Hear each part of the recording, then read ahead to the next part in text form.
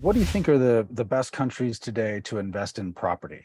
Uh, yeah, this is interesting. I've actually got some experience on this subject. Look, I mean, I may have mentioned it on this show, may not have, but I bought my apartment in Hong Kong, right above the Hong Kong Yacht Club, best view of the harbor anywhere, and I got it almost for free, top story, because it was during a China crisis, and the locals figured that the Chinese weren't going to repair the elevators and you'd have to walk up 13 stories. So I got it for less than I would have paid for a crappy ground floor apartment. Hmm. And prices were low. I mean, that thing was, by the time I sold it, not counting rental income, what was it, a 30 to 1 shot? Yeah, that's pretty good. Cash Wow. on cash, no Wow. mortgage, 30 to 1. Wow. So, but wait a minute, do I want to buy anything in Hong Kong now? No, I don't. And in Spain, I bought a fantastic apartment in Marbella because Spain was going to join the European Union. This was back before Spain was a member of the EU. I thought this is going to make it really easy for Northern Europeans, Germans, and Scandinavians to come down to where the weather is nice and the sun, because southern Spain, people are unaware of this, is further south than Sicily is. It's the furthest south place in Europe. So I thought this is a great place to be. And Spain was a depressed area. That worked out, pretty well. That town blew up. I mean, it became like tons of Brits and other Yeah, Northern Europeans had places there. Yeah. exactly. Now the place is bumper to bumper with golf courses. I don't want to be there. I mean, the nature of the place has changed. Okay, that was an opportunity that came and gone. I'm just giving examples of things where I've gotten lucky. And in New Zealand, I went to New Zealand I'd been going to New Zealand, on and off for a long time, but I first went to New Zealand, was it in 1999 or something like that, when it was as cheap as Argentina is right now. The Kiwi dollar was 38 cents US, and any Kiwi with half a brain and the money to buy a ticket to Sydney or LA or London was on that plane to get out of there. Then Roger Douglas turned it around and, Yep. it boomed and all this type of thing. So New Zealand was very, very good to me, real estate wise, because I bought a number of things down there. But now New Zealand is turning into like a communist country.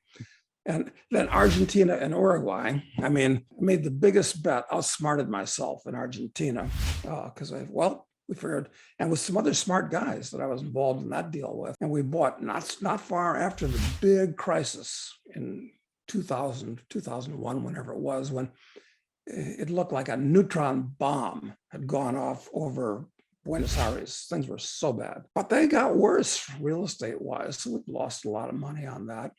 But Uruguay has been good to me, and I guess it's being good to you. But this is all history. People are saying, well, don't tell us about what you won and lost in the past. What do we do now? Okay, I understand.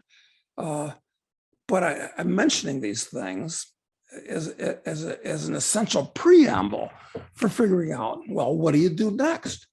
Because now the world has changed completely, I think, for a number of reasons, but not least of which is this recent COVID hysteria, so what do you do now?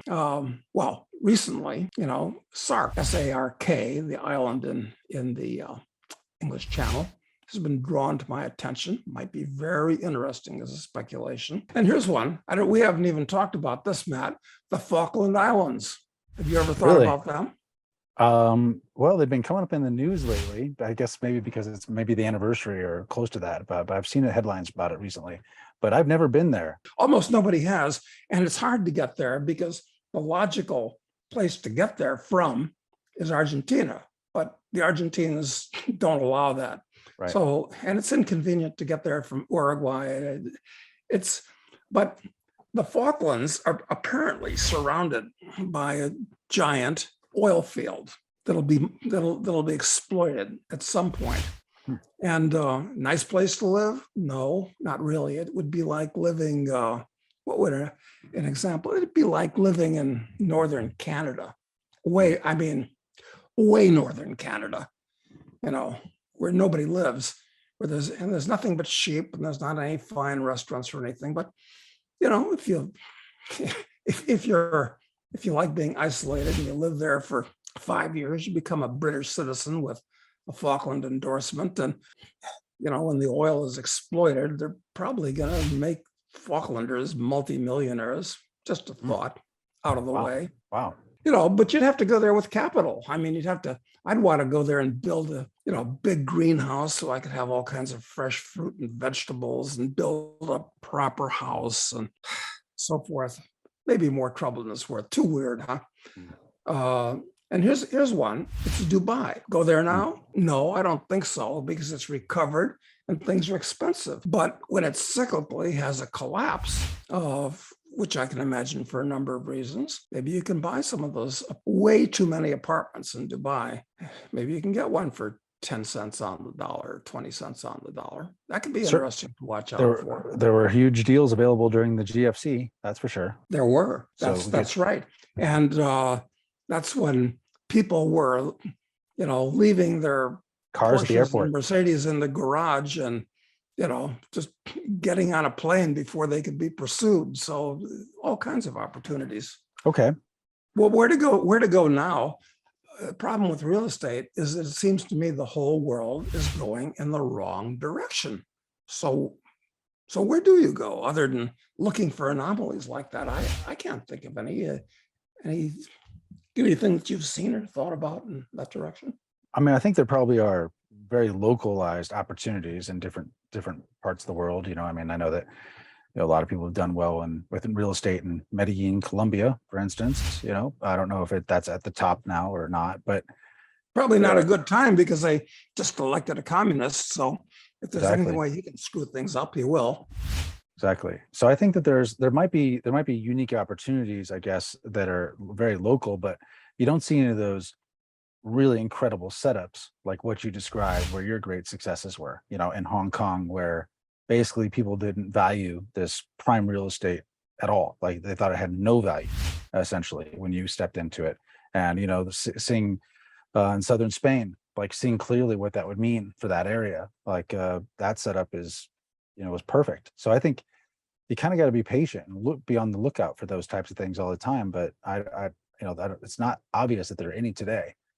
But, you know, maybe Uruguay and Argentina are those things now, because, you know, the Uruguayans could do anything stupid. But, you know, it's like one European friend of ours has pointed out, there's going to be scores of thousands of Europeans that are going to start moving to Uruguay because it's out of the way, it's pleasant, the weather's good.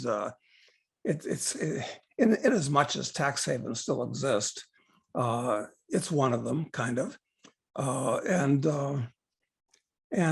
Uruguay, I mean, it might work out really well. And Argentina, if they get a Pinochet lookalike there, they'd have to grab the unions and the Peronists by the throat and almost strangle them like Pinochet did in Chile. But Argentina could surprise everybody because it's so cheap now. So cheap. That'd be interesting.